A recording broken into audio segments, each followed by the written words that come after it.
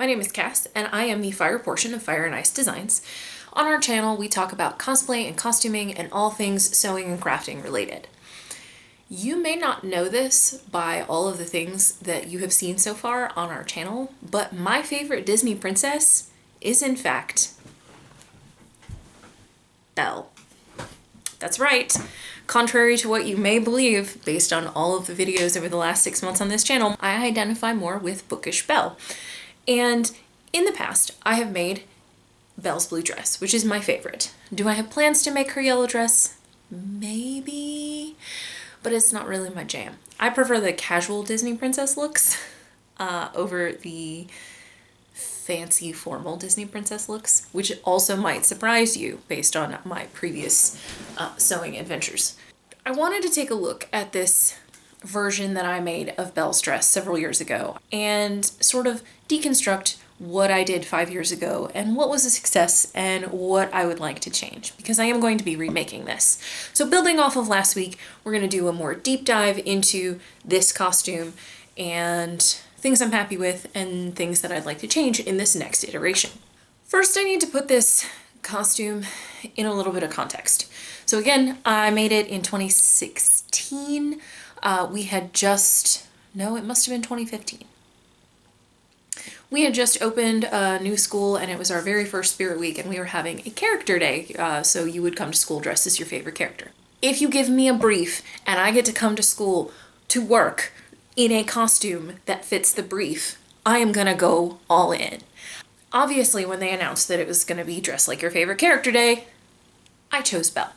And I'm gonna have Zach put a picture here of me in 2015 wearing it with my school bestie who was dressed as Ariel because Ariel is her favorite Disney princess. So I had taken a break from sewing for several years, and this is one of my first, probably like my second or third finished project. And I was still learning about using commercial patterns and choosing fabrics. I didn't know any of the language of fabric because that's not anything that I was, taught. It was just, hey, grandma has these fabrics, let's make some doll clothes.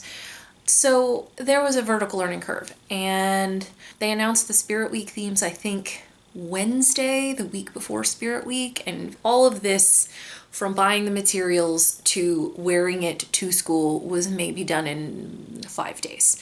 So this was also kind of a rush job. And when we start deconstructing it, you'll see. I think I finished making it the morning that I had to wear it to school. So the results. I think it looks good. It looks great in photos. I'm really happy with the way it came out. I learned so much from making this, and I leveled up my skills significantly. This was my first foray into Franken patterning, where I was mixing patterns and taking pattern pieces and modifying them to suit my own purposes, and some of the results were good and some of them were not.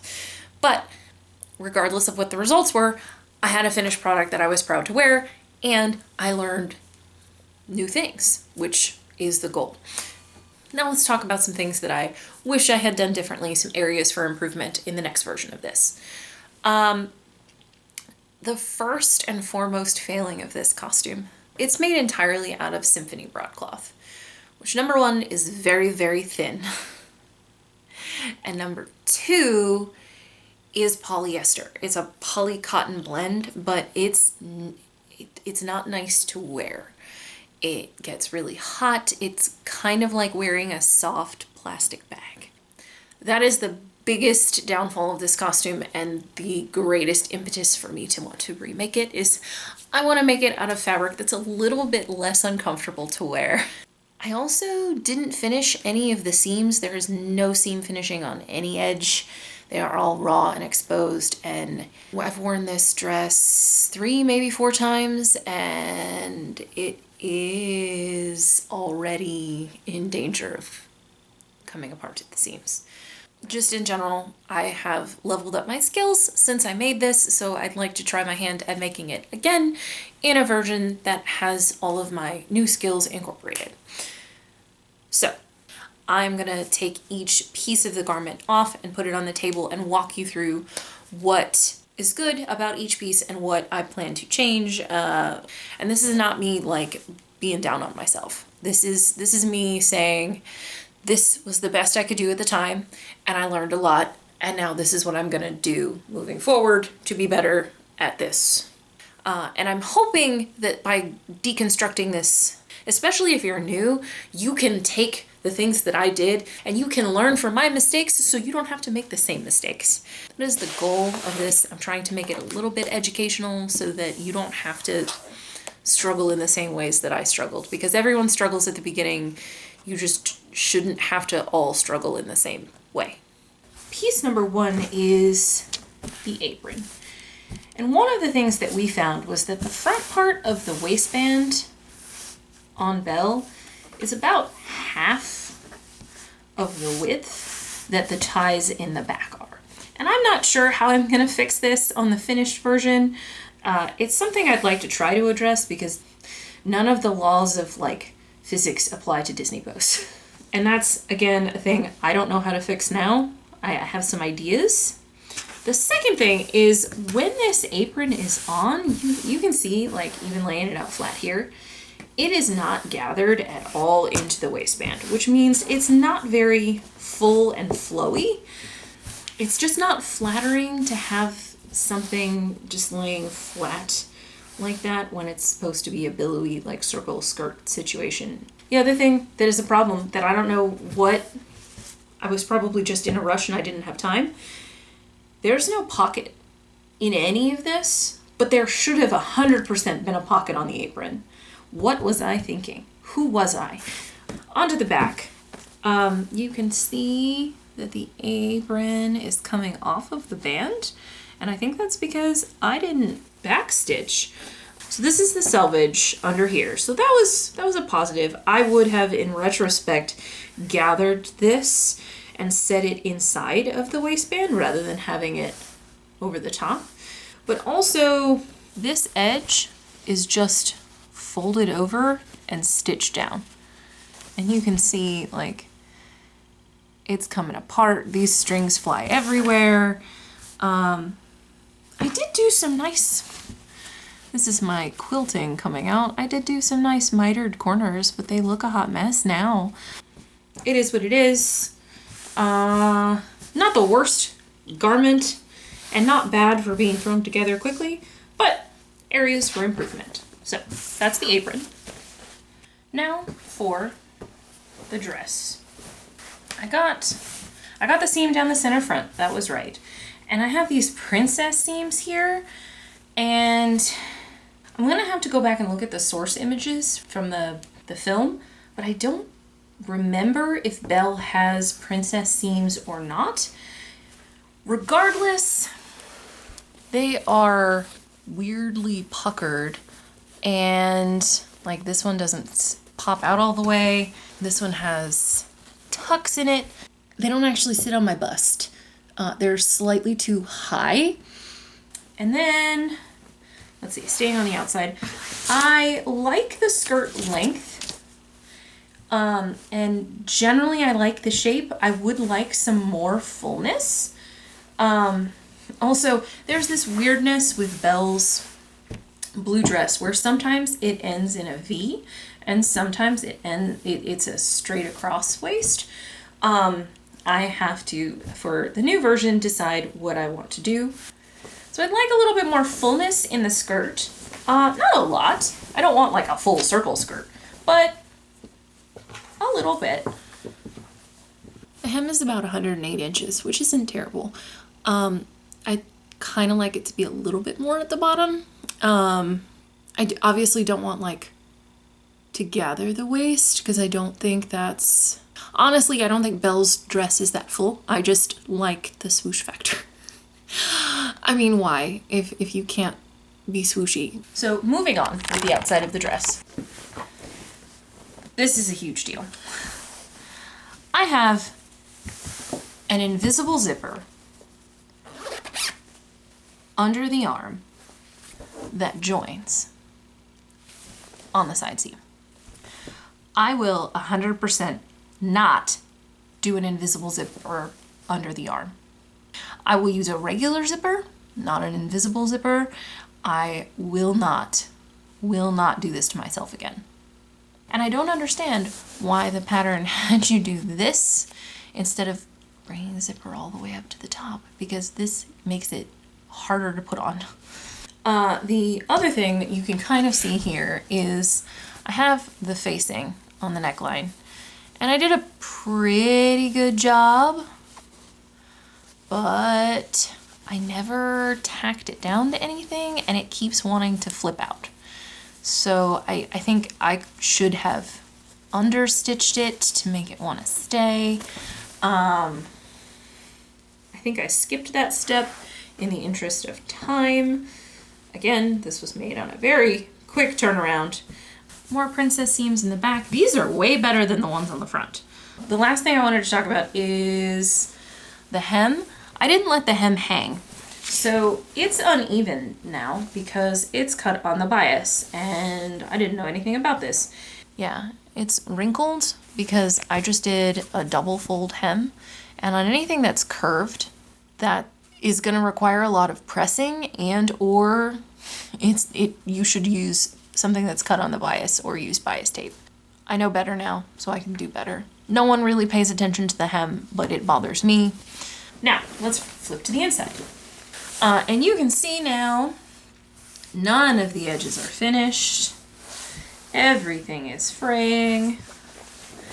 It is especially bad at the bodice. No finishing here. Oh, this seam does it too. I think they all do. Oh my. Okay, well, yep. They're all pressed open at the top and then folded over to one side at the bottom. The armhole, I finished it with some bias tape, but I had single fold bias tape and I didn't know what I was doing, so it's just like the edges are out. It's not actually doing what it's supposed to be doing, and it's actually flipping up and causing it to show. And the armholes are super wonky. You see that? And I don't even think I clipped my threads on this. Wow. Yeah, there are more threads over here that I haven't clipped. And the bias tape is doing the same thing on this side, and you can see like the facing is stitched down into the armhole. I think this dress was supposed to have sleeves, and so I was finishing it without sleeves, like on the fly. And you can see here the invisible zipper and the bias tape don't match the fabric. The inner facing is starting to pill on the facing, but that's the dress. So now for the shirt. I think the pattern that I used for the shirt, there was no collar on it. And I think it was intended to be a button-down shirt, which is why this has a seam up the center. And I have a button here. The buttons are little white roses. They are my favorite part of this costume. I will probably be harvesting these. A lot of my improvising and franken patterning happened on this shirt. It was not 100% successful. My biggest complaint with this shirt is this opening is not big enough for my head. Like, I have to take my glasses off and I have to like stretch and pull and maneuver, and it's not fun to put on. Obviously, if I had left it buttoned down, it wouldn't have been a problem. Initially, I remember when I was sewing this, I sewed it up further. You can see where the little tuck is here. That's where it was originally. And then I went to put it on and realized it wasn't going to go on my head. So we had to freewheel something. The collar is completely, I just randomly threw some stuff on them. And you can see like raw edges are exposed. It's stitched on very weirdly. It's also really hard to raise my arms in this shirt, and I think that's because of them having narrow armscye and then no gusset there. The sleeve cuffs are just, I did a rough hem job and then folded it back, and so you can see all the raw edges there are fraying. And I just stitched the button on to make it give the illusion of a cuff, but it wants to fold back in on itself. yeah, that's the outside of the shirt. And again, on the inside of the shirt, I would also probably make the shirt longer in retrospect. It's not seen, but like where it hits makes it really hard to tuck into the petticoat for it to stay where it needs to stay. There are puckers and tucks where the sleeve has been set in poorly, because they're supposed to be on this side. They're not supposed to be on this side. That's the shirt. And then, bonus item. This is where things got wild. So, I decided that I needed a petticoat. Because when Belle swooshes around in the field, you can see that she's wearing a petticoat. I had extra white fabric because I overbought. And I just used the skirt pattern to make a petticoat and improvised a waistband, which for some reason I folded in half and stitched to the petticoat and then just folded it up like this. I don't know. There is a zipper back here that's a regular zipper, which was much easier and hasn't been terrible to like use. Zipper, hook and eye, I've got all this extra here. I think this side was supposed to go over this side, but then I sewed the clasps on wrong, so I just made it work. I decided it needed a ruffle on the bottom, so I attached a ruffle, but I didn't have a whole lot of fabric left. So I just sewed a strip of fabric that like put a seam, put a hem. I just folded over one edge and it's the raw edges exposed, and attached it to the petticoat. Except if you'll notice, this is the outside of the petticoat and this is the raw edge of this ruffle. So I put the ruffle on inside out. And it's not evenly gathered, but it's a petticoat, so like not a huge deal. This is the thing that I finished the morning of. I pulled it off of the sewing machine and held it up and realized it was on inside out, but I had to leave to go to work, so I just put it on and never fixed it, because by the time I got home, this was happening in the continuing trend. None of the edges are finished. Like, none of them. That's the petticoat. Now, I can probably hear you at home asking, well, what are you gonna do with this costume that you're gonna remake? I'm not gonna keep it. If I make a new one, I wanna wear that one. So what I'm gonna do is, I'm not gonna throw it away, because that's bad for the environment, and that's a waste, honestly. What I'm gonna do is I'm gonna donate it to the theater department at my school. All the shows that they've done have rented costumes or had like Goodwill store-bought things. So I'm gonna donate that so that they have something to get them started, and then I have volunteered to help them if they want. But so they have it, they can tear it apart, they can use pieces of it. It looks good from a distance, it looks good in photos. If it fits one of the actors, great, they can make use of it. Now, let's talk about what my plan is for the new costume.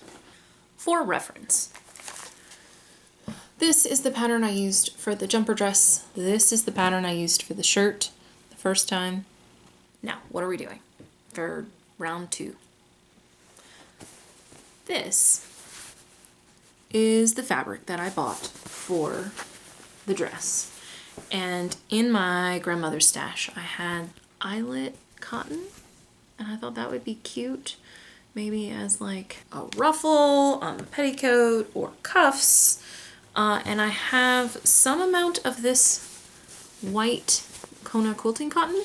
I think what I'm going to do is I'm going to order some linen, and I'm going to use the quilting cotton for the apron, but I'm going to use the linen for the shirt and the petticoat. I am going to redo the petticoat because I need a petticoat just in general. I am going to be using a men's 18th century shirt, like pirate shirt for Belle's shirt, because to me that's what it looks like she's wearing. It looks like she's wearing, a la Lizzie Bennett from the 2005 version of Pride and Prejudice, a men's shirt underneath her jumper dress, because it's got a collar and it's got, you know, the long sleeves with the cuff at the bottom. It looks like a men's shirt. And then I'm going to drape the dress. Step 1 is order linen. Step 2 is start draping. And that is where we will head next. All right, it is a different day, and I have accomplished a couple of things. I have ordered the linen, and I actually ordered way more linen than I need. There's this website, and I'll have Zach put a link in the description, to a place called fabricstore.com, and once you sign up as a member, they send you an email, and you can get up to 15 yards of linen for like $7 a yard, and it's like 54 inches wide. So did I order 15 yards of linen? Yes, I did order 15 yards of medium weight bleached linen. So I've done that. I've bookmarked the tutorial that I'm going to use for the shirt. That's pretty much where I'm going to leave this. Oh, and I made a to-do list on the board. I'll take you through the to-do list right here. New to-do list, Belle redo, order linen, that is done. Make apron, that's the next thing on my list. That should be a nice, easy win, I hope. Drape bodice, do a bodice mock-up, I can do all of that. And then make the dress, math and pattern the shirt, and then math and pattern the petticoat, make the shirt, and make the petticoat. Sounds reasonable, right? So that's a wrap for this video. Next week you'll see the actual construction process of Belle in Redo, and I will do a version 1 and version 2 side-by-side-ish comparison. Let me know in the comments down below, what is a costume that you would like to redo or would wish you had the opportunity to redo, knowing what you know now with your current level and skills versus your prior level and skills before you made it. And that includes, I just finished making this thing and I wish I could go back with the skills that I have now and remake this thing. And if you liked this video, give it a thumbs up, subscribe for more costuming content and to see the results of the Belle video. And I will see you guys next week with a side-by-side comparison and a making of Belle 2.0. Have a good week, guys.